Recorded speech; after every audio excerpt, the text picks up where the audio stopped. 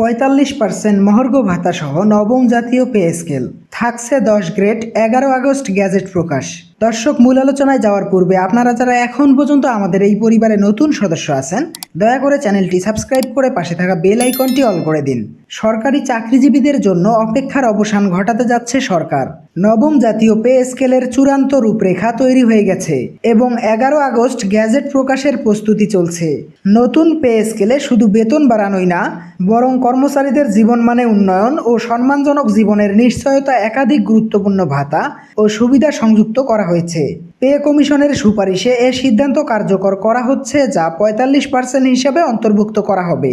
এবারের নবম জাতীয় বেতন কাঠামোতে সর্বমোট 10টি গ্রেড নির্ধারণ করা হয়েছে। 2015 সালের অষ্টম গ্রেডে, যেখানে প্রথম গ্রেডে বেসিক 78,000 টাকা, নবম পে স্কেলে সেটি বাড়িয়ে 1 লক্ষ টাকা করা হয়েছে। সর্বনিম্ন গ্রেডে বেসিক ধরা হয়েছে 30,000 টাকা, যা আগের তুলনায় প্রায় দ্বিগুণ। এই কাঠামোয় দ্বিতীয় থেকে অষ্টম গ্রেড পর্যন্ত বেতন এককভাবে বাড়ছে 8,000 টাকা থেকে 14,000 টাকা পর্যন্ত। নতুন প্রস্তাবনায় বাড়ি ভাড়া নির্ধারণ করা হয়েছে বেসিক বেতনের 60% হিসাবে। অর্থাৎ একজন কর্মচারী যদি বেসিক বেতন পায় 30,000 টাকা, তাহলে তিনি 18,000 টাকা বাসা ভাড়া পাবেন। চিকিৎসা ভাতা 5,000 টাকা নির্ধারণের মাধ্যমে চিকিৎসা ব্যয়ের চাপে থাকা পরিবারের সদস্যরা কিছুটা হলেও রেহাই পাবেন।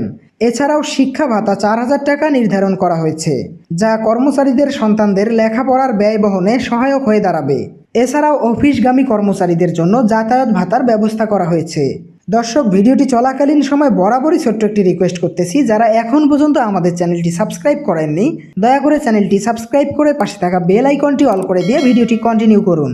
উল্লেখযোগ্য দিক হলো, নবম পে কমিশনের গঠিত কমিটিতে এবার কর্মচারীদের একজন প্রতিনিধিকে অন্তর্ভুক্ত করার দাবি উঠেছে।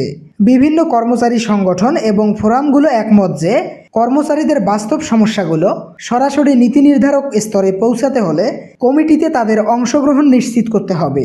কর্মচারীদের জীবনমান উন্নয়নের লক্ষ্যে 3টি টাইম স্কেল ও সিলেকশন গ্রেড ফিরিয়ে দেওয়ার বিষয়ে বিশদ আলোচনা করা হয়। বিভিন্ন সূত্র থেকে জানা যাচ্ছে, এই সিদ্ধান্ত খুব দ্রুত সময়ের মধ্যে গ্যাজেট আকারে প্রকাশ করা হবে। সে পর্যন্ত অবশ্যই আপনারা চ্যানেলটি সাবস্ক্রাইব করে আমাদের সঙ্গেই থাকুন।